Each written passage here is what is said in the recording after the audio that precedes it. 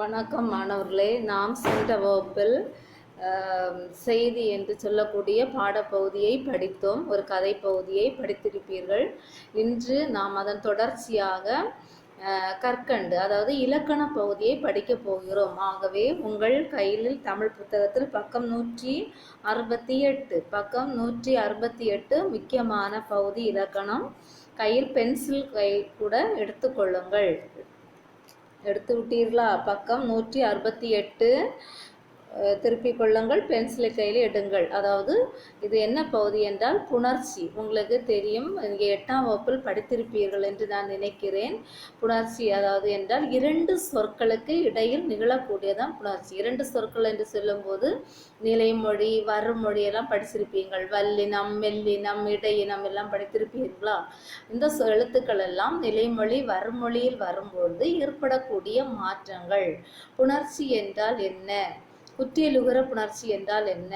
உடம்படுமை என்றால் என்ன? அவை பற்றி தான் நாம் இந்த பாடப்பகுதியில் விரிவாக பார்க்க போகிறோம். கையில் கட்டாயமாக பென்சில் எடுத்துக்கொள்ளுங்கள். முக்கியமான பகுதியை உங்கள் புத்தகத்திலோ இல்லை உங்கள் ரஃப் நோட்டிலோ உங்களுக்கு விளக்கும்படியாக கூறும்போது அதை குறித்து கொள்ளுங்கள். சரிங்களா? நம்ம பாடத்துக்கு வரும் புணர்ச்சி. எடுத்தீங்களா? நிலைமொழி, வறுமொழி. புணர்ச்சி என்பதை இரண்டு சொற்களுக்கு இடையில் நிகழ்வது. அதை அண்டர்லைன் பண்ணிக்கோங்க. புணர்ச்சி என்பது இரண்டு சொற்களுக்கு இடையில் நிகழ்வது. இரண்டு சொற்கள் என்று சொன்னால் இதெல்லாம் நிலைமொழி, வறுமொழிக்கு சேரும்போது ஏற்படக்கூடிய மாற்றம். அதான் அதில் பொருள். அண்டர்லைன் பண்ணினீங்களா?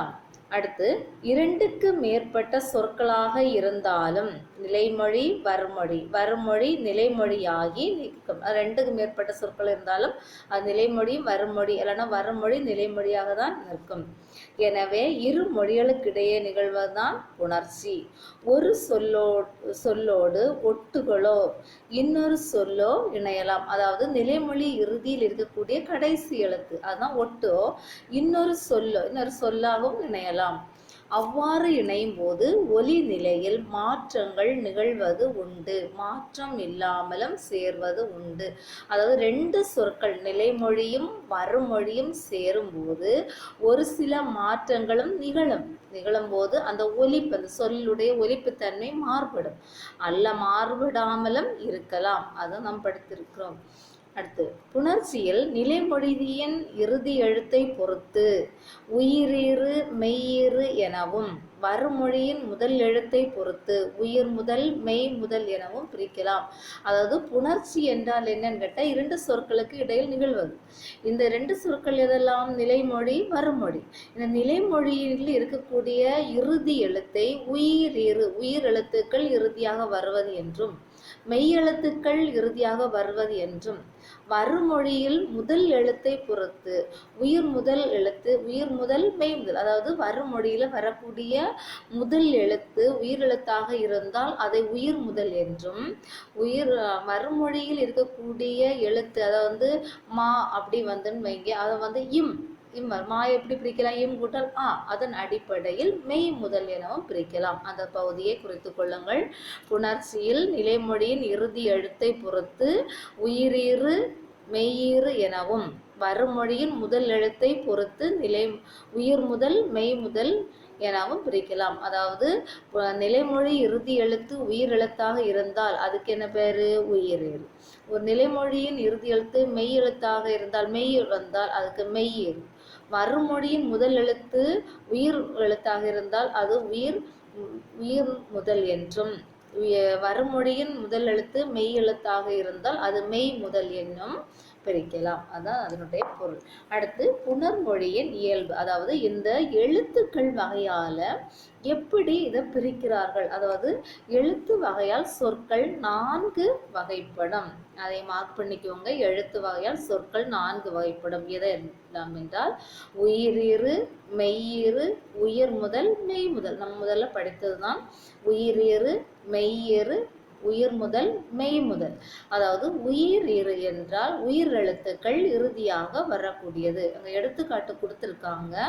கலை கூட்டல் அழகு, கலை கூட்டல் அழகு. அதாவது நிலைமொழி எது? கலை. வருமொழி எது? அழகு. அதுக்கு பிறகு அந்த நிலைமொழி இறுதியில லைய பிரிங்க, இல் கூட்டல் ஐ. ஐ தான் என்ன இருக்கு? உயிரெழுத்தாக வந்திருக்கிறது. அதுக்கு அடுத்து அழகு, அந்த வருமொழி முதல் எழுத்து என்ன வந்திருக்கு? உயிரெழுத்தாக வந்துள்ளது. அதாவது உயிர் என்றால் இது எதை குறித்தது என்றால் நிலைமொழியில் இருக்கக்கூடிய இறுதி எழுத்து உயிரெழுத்தாக வந்துள்ளது. அதுக்கு அடுத்து மண் கூட்டல் குடம், அதாவது அது வந்து மெய்யிரு, அதாவது மண். இன் என்ன எழுத்து? மெய் எழுத்து. மெய் நிலைமொழியில் இருக்கக்கூடிய சொல்லில் மண், அதுல இறுதி எழுத்து என்ன எழுத்தா வந்துள்ளது? இன். ஆகவே அது மெய்யிரு. அடுத்து உயிர் முதல். உயிர் முதல் அப்படின்னா வாழை கூட்டல் இலை, வாழை கூட்டல் இலை அப்படின்னா வாழை. இழை அப்படிங்க வாழை, அது வந்து நிலைமொழி. வாழை அப்படிங்க இல் கூட்டல் ஐ, இல் கூட்டல் ஐ. அதுக்கு அடுத்து வருமொழி எந்த எழுத்தா வந்திருக்கிறது? உயிர் எழுத்தா வந்துள்ளது. அதான் உயிர் முதல் எழுத்தாக வந்துள்ளது. அடுத்து வாழை கூட்டல் மரம், வாழை கூட்டல் மரம். இதில் இது வந்து மெய் முதல். வாழை என்பது நிலைமொழி, மரம் என்பது வருமொழி. வாழை அதை பிரிங்க இல் கூட்டல் ஐ. மரத்தை பிரிங்க இம் கூட்டல் மா, இம் கூட்டல் ஆ. அதாவது நிலைமொழியில் இறுதி எழுத்து இல் கூட்டல் ஐ ஐயும், வருமொழி முதல் எழுத்துல இருக்கக்கூடிய இம் கூட்டல் ஆ, அந்த இம் என்று சொல்லக்கூடிய மெய் எழுத்தும் வந்துள்ளதால் அது வந்து மெய் முதல். சரிங்களா? அந்த எடுத்துக்காட்டை நீங்கள் பார்க்கும்போது இன்னும் தெளிவாக உங்களுக்கு புரியும். மேலும் இப்புணர்ச்சியை நிலைமொழி இறுதி எழுத்து, வருமொழி முதல் எழுத்து அடிப்படையில் 4ஆக பிரிக்கலாம். அதாவது உயிர்மென் உயிர், உயிர்மென் மெய், மெய்முன் உயிர், மெய்முன் மெய். அதாவது உயிர் எழுத்துக்கு முன்னாடி உயிர் எழுத்து வர்றது, உயிர் எழுத்துக்கு முன்னாடி மெய் எழுத்து வரக்கூடியது, மெய் எழுத்துக்கு முன்னாடி உயிர் எழுத்து வரக்கூடியது, மெய் எழுத்துக்கு முன்னாடி மெய் எழுத்து வரக்கூடியது. அதாவது உயிர்மென் உயிர், அதாவது நிலைமொழி இறுதி எழுத்து உயிரெழுத்தாக இருந்து வருமொழி முதல் எழுத்து உயிர் எழுத்தாக இருக்கக்கூடியது. புரிஞ்சுங்களா? நிலைமொழி இறுதி எழுத்து உயிரெழுத்தாக இருந்து வருமொழி முதல் எழுத்தும் உயிராக இருக்கக்கூடியது. எடுத்துக்காட்டு மணி கூட்டல் அடி, மணி அடி. மணி என்ன எழுத்து? என்ன இது? நிலைமொழி சொல். அடி என்பது என்னது? வருமொழி சொல். மணி, அதுல நீய பிரிங்க இன் கூட்டல் இ. உங்க புக்ல அழகா பிரிச்சு கொடுத்துருக்காங்க, பாத்தீங்களா? நீ இன் கூட்டல் இ. ஈ வந்து என்ன எழுத்து? உயிர் எழுத்து. வருமொழி முதல் என்ன சொல்? அடி. அதில் முதல் எழுத்து என்ன எழுத்து? ஆ. அப்போ நிலைமொழி இறுதி எழுத்தும் உயிரெழுத்து, வருமொழி முதல் எழுத்தும் உயிரெழுத்து வந்திருக்கிறதுனால தான் அதுக்கு என்ன பேர் கொடுத்துருக்காங்கன்னா உயிர்மன் உயிர். உயிரெழுத்துக்கு முன்னாடி இதுதான் வந்திருக்கு, உயிரெழுத்து வந்துள்ளது. புரிந்ததா? அடுத்து ரெண்டாவது உயிர்மன் மெய். உயிர்மன் மெய், அதாவது உயிர் நிலைமொழி இறுதி எழுத்து என்ன இருக்குன்னா உயிரெழுத்தாக இருந்து வருமொழி முதல் எழுத்து எப்படி இருக்குன்னா மெய் எழுத்தாக இருக்கும். புரிஞ்சா? நிலைமொழி இறுதி எழுத்து எப்படி இருக்கும்? உயிர் எழுத்தாக இருக்கும். வருமொழி முதல் எழுத்து எப்படி இருக்கும்? மெய் எழுத்தாக இருக்கும். எடுத்துக்காட்ட பாருங்கள். பனி கூட்டல் காற்று, பனி கூட்டல் காற்று, பனி கூட்டல் காற்று. பனி வந்து பிரிங்க இன் கூட்டல் ஐ, இன் கூட்டல் இன் கூட்டல் இ, இன் கூட்டல் இ, இன் கூட்டல் இ. நீ. காற்றை பிரிங்க இக்கு கூட்டல் ஆ, இக்கு கூட்டல் ஆ. அதாவது நிலைமொழி இறுதி எழுத்து என்ன வந்திருக்கு? இன் கூட்டல் இ, இன் கூட்டல் இ, இ வந்திருக்கு. அதுக்கு பிறகு காற்று இக்கு கூட்டல் ஆ, இக்கு கூட்டல் ஆ. புரிஞ்சா? ஆ நெடுல கூட்டல் ஆ வந்திருக்கு. சரிங்களா? புரிஞ்சுதான்? உயிர் மெய் எழுத்து வந்துள்ளது. பனி கூட்டல் காற்று, பனி காற்று. மெய் முன் உயிர், அதே மாதிரி தான். மெய் எழுத்து நிலைமொழி இறுதி எழுத்து எப்படி இருக்கும்? மெய் எழுத்தாக இருக்கும். வருமொழி முதல் எழுத்து எந்த எழுத்தாக இருக்கும்? உயிர் எழுத்தாக இருக்கும். அதான் மெய் எழுத்து முன்னாடி எது வந்திருக்கு? உயிர் எழுத்து. எடுத்துக்காட்டு என்னது? ஆள் கூட்டல் இலை, ஆளிலை. ஆள் கூட்டல் இலை, ஆளிலை. அதாவது நிலைமொழி இருக்கக்கூடிய சொல்லின் இறுதி எழுத்து என்ன எழுத்தா இருக்கிறது? இல். தெளிவா தெரியுது? மெய்யில். இல் என்ன எழுத்து? மெய் எழுத்து. வருமொழி முதல் எழுத்து என்ன எழுத்து? இலை. அதாவது ஈ, ஈ வந்திருக்கிறது. அதான் மெய் முன் உயிர். அதுக்கு அடுத்து மெய் முன் மெய், அதாவது அதே மாதிரி தான் நிலைமொழி இறுதி எழுத்து மெய் எழுத்தாகவும் இருக்கும், மறுமொழி முதல் எழுத்தும் மெய் எழுத்துல தான் இருக்கும். அதுதான் அதனுடைய பொருள். மரம் கூட்டல் கிளை மரக்கிளை, மரம் கூட்டல் கிளை மரக்கிளை. மரம் என்பது நிலைமொழி, கிளை என்பது மறுமொழி. மரம் இம், இம் என்ன எழுத்து? மெய் எழுத்து. கிளைய பிரிங்க, இக்கு கூட்டல் இ, புரியுதா? கி கூட்டல் இ தான் என்னது? கி. அப்போ இக்கு நிலைமொழி இறுதி எழுத்து என்ன எழுத்து? மெய்யா இருக்கு. மறுமொழி முதல் எழுத்து இக்கு கூட்டல் இ, கீ தானே. அந்த கீழ் எழுத்து கூட இக்கு, அதுவும் உயிரெழுத்து. சரி, உயிரெழுத்துல மெய் எழுத்து. இக்கு கூட்டல் இ மெய் எழுத்து. ஆகவே மரம் கூட்டல் கிளை மரக்கிளை. புரிஞ்சுதா? அதுக்கு அடுத்த பகுதி தான் முக்கியமான பகுதி, மிக மிக முக்கியமான பகுதி.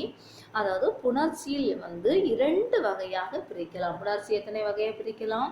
2 வகையாக பிரிக்கலாம். இந்த பகுதியை நீங்கள் கொஞ்சம் 8ஆம் வகுப்பில் படித்திருக்க வாய்ப்பு உள்ளது. அதாவது புணர்ச்சி 2 வகையாக பிரிக்கலாம். இதெல்லாம் இயல்பு புணர்ச்சி, விகார புணர்ச்சி. இயல்பு புணர்ச்சி, விகார புணர்ச்சி. இயல்பு புணர்ச்சி என்றால் என்ன? அதாவது நிலைமொழி இறுதி எழுத்தும் மறுமொழி முதல் எழுத்தும் சேரும்போது எந்த மாற்றும் இல்லாமல் இயல்பாகவே புணரும். நிலைமொழி மறுமொழி சேரும்போது எந்த மாற்றும் இல்லாமல் இயல்பாகவே புணரும், அப்படியே புணரும். அதற்கு தான் பெயர் இயல்பு புணர்ச்சி. விகார புணர்ச்சி. விகார புணர்ச்சி 3 வகைப்படும். விகார புணர்ச்சி எத்தனை வகைப்படும்? 3 வகைப்படும். எதெல்லாம்? தோன்றல், திரிதல், கெடுதல். தோன்றல், திரிதல், கெடுதல். அதாவது தோன்றல் என்றால் நிலைமொழியும் மறுமொழியும் சேரும்போது ஏதேனும் ஒரு மெய்யெழுத்து தோன்றும், ஒரு எழுத்து தோன்றும், அதான் தோன்றல். திரிதல். திரிதல் என்றால் நிலைமொழியும் மறுமொழியும் சேரும்போது ஒரு எழுத்து இன்னொரு எழுத்தாக திரியும், ஒரு எழுத்தின் அர்த்தம் மாறும். அடுத்து கெடுதல் அப்படி என்றால் நிலைமொழியும் மறுமொழியும் சேரும்போது அது ஏதாவது ஒரு நிலைமொழி இறுதியில் கூட ஒரு எழுத்து கெடும், மாறும், வராது, அந்த எழுத்து வராது, அதை கெட்டுப்போம். புரிஞ்சுங்களா? அதுதான் இந்த பகுதி. இப்போ புணர்ச்சி எத்தனை வகைப்படும்? 2 வகைப்படும். எதெல்லாம்? இயல்பு புணர்ச்சி, விகார புணர்ச்சி. இயல்பு புணர்ச்சி, விகார புணர்ச்சி. சரிங்களா? இயல்பு புணர்ச்சி என்றால் என்ன? புக்கில் வித்தியாசமாக இருந்தாலும் உங்களுக்கு புரியணும். இயல்பு புணர்ச்சி என்றால் என்ன? நிலைமொழியும் மறுமொழியும் சேரும்போது எந்த மாற்றும் இல்லாமல் இயல்பாக புணரக்கூடியது இயல்பு புணர்ச்சி. சரிங்களா? விகார புணர்ச்சி, விகாரம்னா வேறுபடுது, ஏதேனும் ஒரு மாற்றம் நிகழ்வு. இது 3 வகைப்படும். இதெல்லாம் தோன்றல், திரிதல், கெடுதல். தோன்றல் என்றால் என்ன? நிலைமொழியும் மறுமொழியும் சேரும்போது ஏதேனும் ஒரு எழுத்து தோன்றும். அது திரிதல், நிலைமொழியும் மறுமொழியும் சேரும்போது ஒரு எழுத்தின் என்னத்தாக திரியும். அதுக்கடுத்து கெடுதல், அது கெட்டு போகும். நிலைமொழியும் மறுமொழியும் சேரும்போது அந்த ஒரு எழுத்து நம்ம என்ன செய்வது? பார்க்க முடியாது, கெட்டு போகும். அதுதான் நம்ம இனி படிக்க போகக்கூடிய பாட பகுதி. சரிங்களா? அதாவது இயல்பு புணர்ச்சியும் விகார புணர்ச்சியும்.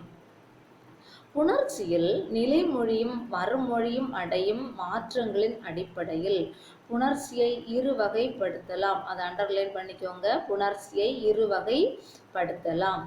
புணர்ச்சியின் போது மாற்றங்கள் ஏதுமின்றி இயல்பாக புணர்வது இயல்பு புணர்ச்சி. ஒருவேளை 2 மதிப்பெண்கள் வினாவிற்கு கேட்கலாம். இயல்பு புணர்ச்சி என்றால் என்ன? புணர்ச்சியின் போதுன்னா நிலைமொழியும் மறுமொழியும் சேரும் பொழுது எந்த மாற்றங்கள் இன்றி இயல்பாக புணர்வது இயல்பு புணர்ச்சி எனப்படும். பக்கத்தில் எடுத்துக்காட்டுருக்கு பார்த்தீங்களா? வாழை கூட்டல் மரம், வாழை மரம். செடி கூட்டல் கொடி, செடி கொடி. மண் கூட்டல் மலை, மண்மலை. அதை மார்க் பண்ணிக்கோங்க. அதுக்கு அடுத்து விகார புணர்ச்சி, அதுவும் நமக்கு தேவை, அதையும் மார்க் பண்ணிக்கோங்க. புணர்ச்சியின் போது ஏதேனும் மாற்றம் நிகழ்ந்தால் அது விகார புணர்ச்சி எனப்படும். இந்த மாற்றம் 3 வகைப்படும். அவை தோன்றல், திரிதல், கெடுதல்.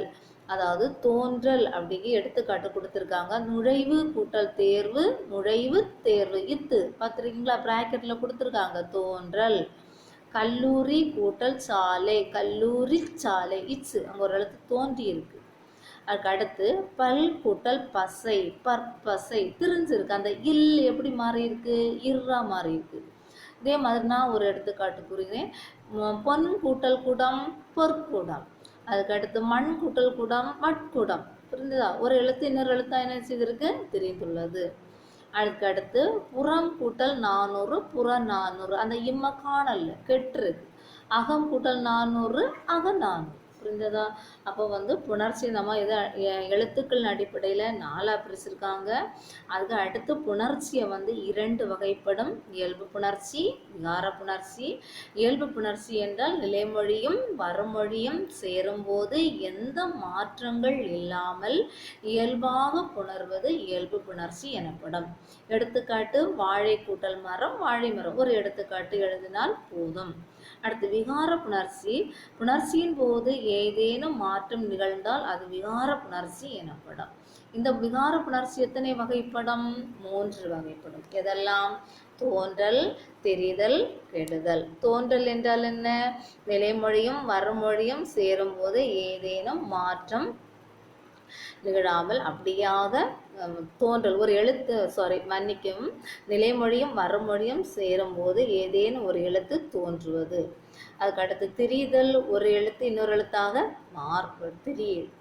அடுத்து கெடுதல், அந்த எழுத்து அப்படியே அழி. இதுதான் அந்த எடுத்துக்காட்டோட சேர்த்து அதையும் சேர்த்து மார்க் பண்ணி படிச்சுடுங்க. சரிங்களா?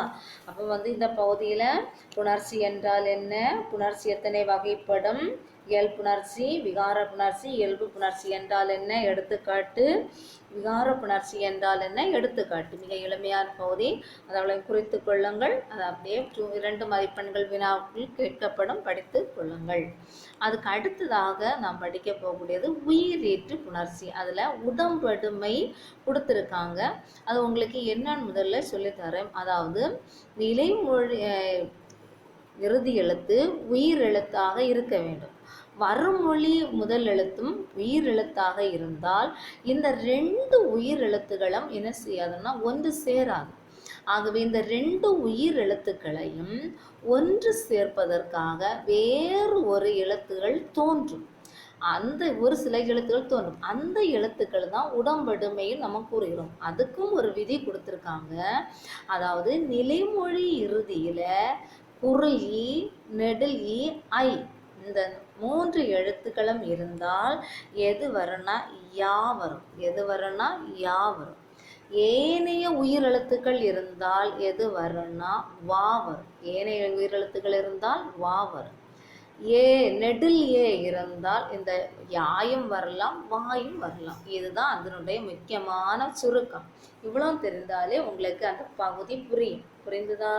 நிலைமொழி இறுதி எழுத்து உயிரெழுத்தாக இருந்து வறுமொழி முதல் எழுத்தும் உயிரெழுத்தாக இருந்தால் இந்த 2 உயிரெழுத்துக்களையும் ஒன்று சேர்ப்பதற்காக ஒரு எழுத்து தோன்றும். அந்த எழுத்தை தான் நாம் என்ன கூறுகிறோம்னா உடம்படுமை. அது எதெல்லாம் எழுத்துக்கள் என்றால் நிலைமொழி இறுதியில் குரில் ஈ, நெடில் ஈ, ஐ இவ்வளவும் இருந்தால் அது என்ன வரும்னா யா என்ற ஒரு எழுத்து தோன்றும், ஒரு உடம்படுமை தோன்றும்.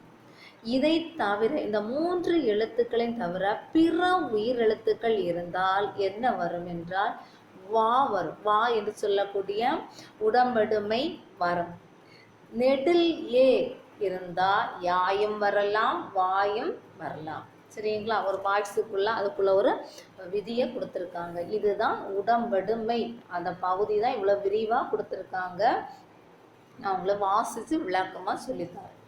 உடம்படுமை உயிரை ஈராக உடைய சொற்களின் முன் உயிரை முதலாக உடைய சொற்கள் வந்து சேரும். அதாவது நிலைமொழி இறுதியில் உயிரெழுத்து சொற்கள் இருக்க வறுமொழி முதலில் உயிரெழுத்தை உடைய சொற்கள் வந்து சேரும். அப்போது சொற்கள் சேராமல் தனித்து நிற்கும். நிலைமொழி இறுதி எழுத்தும் உயிரெழுத்தாக இருக்கும், வறுமொழி முதல் எழுத்தும் உயிரெழுத்தாக இருக்கும். அப்படி இருக்கும்போது இந்த சொற்களை என்ன செய்ய முடியாது, சேர்க்க முடியாது. ஒன்று சேராத உயிரொலிகளை ஒன்று சேர்க்க முடியாத இந்த உயிரெழுத்துக்களை ஒன்று சேர்ப்பதற்கு ஒன்றாக சேர்க்கணும். அதங்கு ஒருமை தோன்றும், ஒரு எழுத்து தோன்றும். அதனை உடம்படுமை என்று சொல்லுவர். உடம்படுமை என்றால் என்ன? இந்த பகுதி முக்கியமான பகுதி, குறித்துக் கொள்ளுங்கள். உயிரை ஈறாக உடைய சொற்களின் உயிரை ஈறாக உடைய சொற்கள்னா நிலைமொழி இறுதியில் உயிரெழுத்து இருக்க, உயிரை முதலாக உடைய சொற்கள் வருமொழி முதல் எழுத்து உயிரெழுத்தாக இருக்கக்கூடிய சொற்கள் வரும். இந்த ரெண்டு சொற்களும் சேராமல் தனித்து நிற்கும். இந்த ரெண்டு சொற்களையும் ஒன்று சேர்ப்பதற்கு ஒரு மெய் எழுத்து தோன்றும். அதற்கு தான் பேர் என்னன்னா உடம்படுமை என்று பொருள். அடுத்து பாருங்க. நிலைமொழி ஈற்றில் ஈ ஈ ஐ என்னும் உயிரெழுத்துக்கள் ஈறாக உடைய சொற்கள் நிற்கும். அதாவது முதல்ல கூறினேன்ல, ஈ ஈ ஐ இருந்தா அது என்ன செய்யணும்னா ஒரு சில எழுத்துக்கள் தோன்றும். அவற்றின் முன் 12 உயிர்களையும் முதலாக உடைய சொற்கள் சேரும் நிலையில் யகரம் சேரும். அந்த ஈ ஈ ஐ இருந்தால் வறுமொழி முதல்ல இருக்கக்கூடிய அந்த உயிரெழுத்துக்களோடு சேரும்போது எது தோன்றும் என்றால் யகரம் என்று யா என்று சொல்லக்கூடிய ஒரு உடம்படுமை, யா என்று சொல்லக்கூடிய ஒரு மெய் எழுத்து தோன்றும். அந்த மெய் எழுத்துக்கு தான் உடம்படுமை என்று பொருள். எடுத்துக்காட்ட பாருங்கள், அப்போது உங்களுக்கு தெளிவாக புரியும். மணி கூட்டல் அழகு, மணி அழகு. அழகா பிரிச்சு கொடுத்துருக்காங்க. மணி நீய பிரிங்க, இன் கூட்டல் இ, இன் கூட்டல் இ. வறுமொழி முதல் என்ன எழுத்து? ஆ. அந்த ஈயம் அந்த ஆயும் சேராது, ஈயம் ஆயும் சேராது. அதனால அது என்ன வந்திருக்குன்னா அந்த குரல் வந்திருக்கனால ஈ அந்த யா வந்திருக்கு, புள்ளி கூட்டலுக்கு. தீ கூட்டல் எரி, தீ எரி, தீ கூட்டல் எரி, தீ எரி, தீ. இத்து கூட்டல் ஈ, இத்து கூட்டல் ஈ.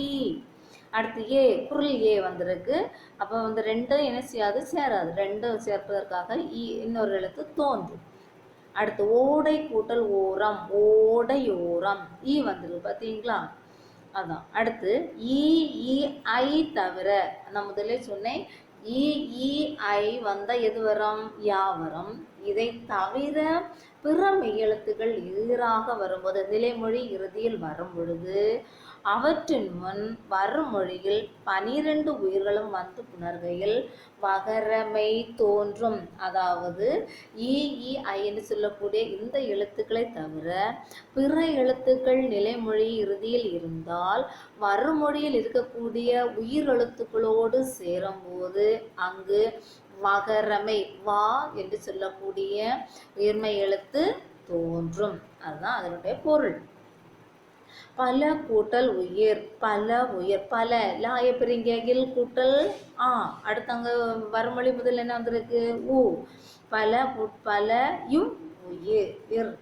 பா கூட்டல் இனம், பாவினம். புரிந்ததா?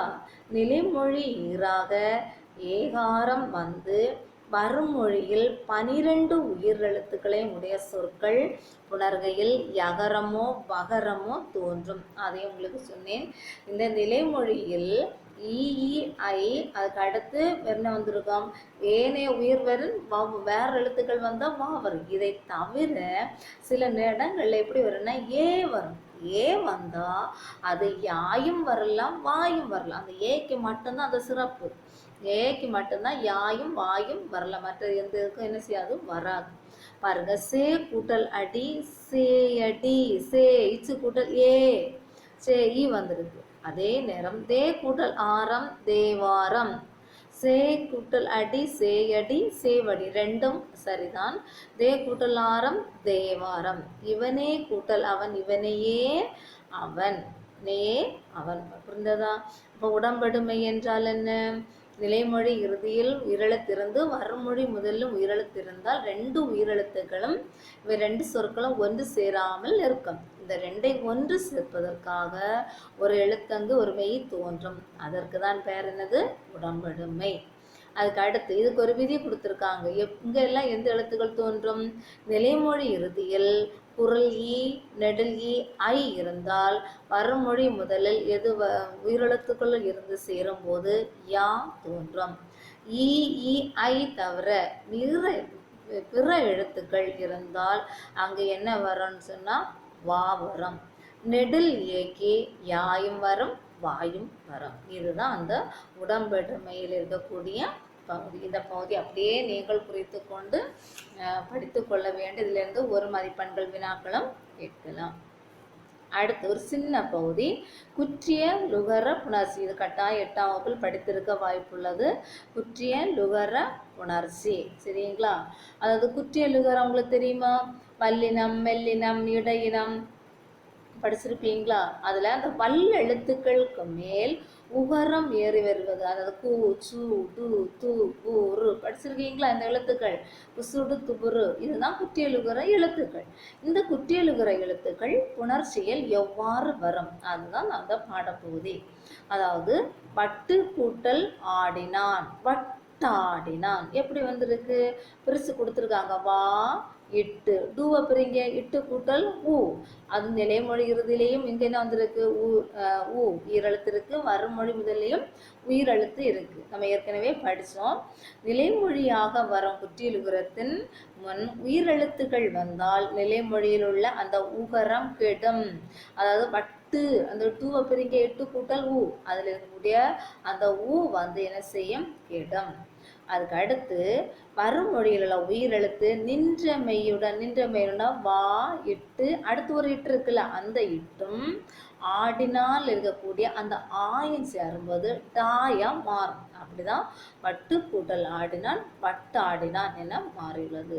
குற்றிய ருகரத்தை போலவே சில முற்றிய ருகரத்துக்கும் இவ்விரு விதிகளும் பொருந்தும். அதாவது கு, சு, டு, து, பூரு இந்த 6 எழுத்துக்களை தவிர மீதி எழுத்துக்களை எல்லாமே எதில் சேர்ப்பாங்கன்னா முற்றிய லுகரத்தில் சேர்ப்பாங்க. அங்கேயும் இதே விதிதான் வரும். அந்த பகுதி உங்களுக்கு விளக்கமாக கொடுக்கப்படவில்லை. ஒரே ஒரு எடுத்துக்காட்டு தான் கொடுத்துருக்காங்க. உறவு கூட்டல் அழகு, உறவு அழகு, உறம் அழகு, சரிங்களா? அடுத்த பகுதி பாருங்க. அந்த குற்றியலுகரத்துக்கு ஒரு விதியை கொடுத்துருக்காங்க. தெரிந்து தெளிவோம் பகுதியை பாருங்க. அதான் அந்த பகுதியை ஃபுல்லாகவே நீங்கள் படிக்கணும். அந்த பாக்ஸில் இருக்கக்கூடியது மார்க் பண்ணிக்கோங்க. தனி பொருள் அல்லாது சொல்லுக்கு இறுதியில் வல்லினம் மெய்கள் ஏறிய உகரம் கு, சு, டு, து, பு, ரு தன் ஒரு மாத்திரை அளவிலிருந்து அரை மாத்திரை அளவாக குறைந்து ஒலிக்கும். அதாவது தன்னுடைய ஒரு மாத்திரையிலிருந்து அது என்ன செய்யும்னா குறைந்து ஒலிக்கும். குறைந்து ஒலிக்கும் உகரம் குற்றியலுகரம் ஆகும். அவ்வளோத்தையும் மார்க் பண்ணிக்கோங்க. சொல்லின் இறுதியில் உகரத்தின் முந்தைய எழுத்தை பொறுத்து இந்த குற்றியலுகரம் 6 வகைப்படும். முக்கியமான பகுதி குற்றியலுகரம் என்றால் என்ன? குற்றியலுகரம் எத்தனை வகைப்படும்? குற்றியலுகரம் 6 வகைப்படும். எதெல்லாம் என்றால் வன்தொடர் குற்றியலுகரம், மென்தொடர் குற்றியலுகரம், இடைத்தொடர் குற்றியலுகரம், உயிர்த்தொடர் குற்றியலுகரம், ஆயுதத்தொடர் குற்றியலுகரம், நெடில் தொடர் குற்றியலுகரம். புரிந்ததா? வன்தொடர், மென்தொடர், இடைத்தொடர், அதான் வல்லினம், மெல்லினம், இடையினம் 3 இடைத்தொடர். அடுத்து உயிர்த்தொடர், ஆயுதத்தொடர், நெடில் தொடர். இதுக்கு வந்து ஒவ்வொன்றுக்கும் எடுத்துக்காட்டு கொடுத்துருக்காங்க.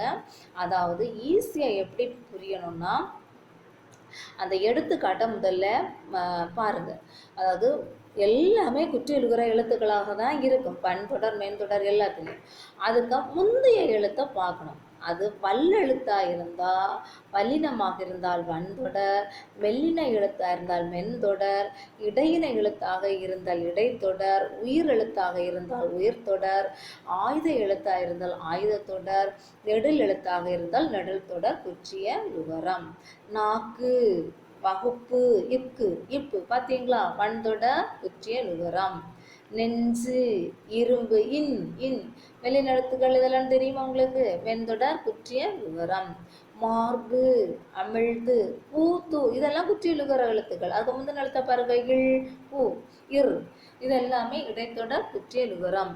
முதுகு, வரலாறு உயிர்த்தொடர் குற்றியலுகரம். அப்போ வரலாறு கேட்பீங்க, முதுகு கேட்பீங்க. கூ வந்து குற்றியலுகரம், ரூ குற்றியல. லா எப்படிங்க? இல் கூட்டல் ஆ, சரிங்களா? அடுத்து முதுகு, இத்து கூட்டல் ஊ. அடுத்து ஆயுதத்தொடர் குற்றிய லுகரம், அதாவது குற்றிய லுகரத்துக்கு முன்னாடி இருக்கக்கூடிய எழுத்து ஆயுத எழுத்தாக உள்ளது. நெடில் தொடர், அந்த நெடில் தொடர்னா குற்றியலுகரத்தை முந்தின எழுத்து நெடில் பேசு காது இதெல்லாமே நெடில் தொடர் குற்றியலுகரம். புரிந்ததா? நம்ம எதெல்லாம் என்ன படித்தோம்? புணர்ச்சி படித்தோம். புணர்ச்சி என்றால் என்ன படித்தோம்? புணர்ச்சியின் 2 வகைகள், இயல்பு புணர்ச்சி, விகார புணர்ச்சி. அதுக்கடுத்து நம்ம இயல்பு புணர்ச்சி என்றால் என்ன, விகார புணர்ச்சி என்றால் என்ன, அதற்குரிய எடுத்துக்காட்டு. முக்கியமான பகுதி உடம்படுமை. உடம்படுமை என்றால் என்ன, அதற்கு எங்கெல்லாம் அந்த உடம்படுமை எழுத்துக்கள் தோன்றும், அது அதற்கான இந்தந்த எழுத்துக்கள் வந்தால், அது ஈ ஐ வழி வந்தால் யவ்வும், ஏனைய உயிரெழு எழுத்துக்கள் வந்தால் வாவரும். அதாவது அடுத்து ஏ இது ரெண்டுமே வரம் படித்தோம். அதுக்கடுத்து குற்றியலுகரம். குற்றியலுகர எழுத்துக்கள் இதெல்லாம் கூ சூடு து ஒரு. அதாவது நிலைமொழியும் மறுமொழியும் சேரும்போது அதில் இருக்கக்கூடிய உகரங்கள் வரும்போது அதில் வரக்கூடிய மாற்றங்கள் படித்தோம். அதுக்கடுத்து குற்றியலுகரம் என்றால் என்ன பார்த்தோம். அதற்கடுத்தாக குற்றியலுகரத்து எத்தனை வகைப்படும்? 6 வகைகள். 6 வகைகள் இதெல்லாம் வன்தொடர், மென்தொடர் குற்றியலுகரம், இடைத்தொடர் குற்றியலுகரம், உயர்தொடர் குற்றியலுகரம், ஆயுதத்தொடர் குற்றியலுகரம், நெடில் தொடர் குற்றியலுகரம். இதற்கு எடுத்துக்காட்டு படித்தோம். மீதி உள்ளதை நாம் அடுத்த வகுப்பில் பார்க்கலாம். தயவுசெய்து முக்கியமான ஒரு இலக்கண பகுதி, இந்த பகுதியை எல்லாமே நீங்கள் என்ன செய்ய வேண்டும்? படித்துக்கொள்ள வேண்டும். சரிங்களா? நன்றி.